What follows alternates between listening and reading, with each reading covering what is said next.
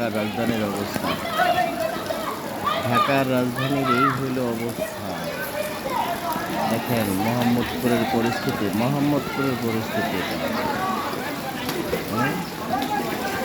মোহাম্মদপুরের পরিস্থিতি হলো এই, চতুর্দিকে পানি, বের হওয়ার কোনো রাস্তা নেই, শুধু পানি আর পানি। বিশাল এরিয়া।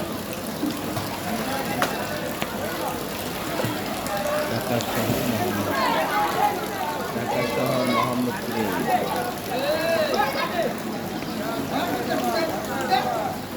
ঢাকার রাস্তায় এভাবে পোলাপান সাঁতার কাটতেছে।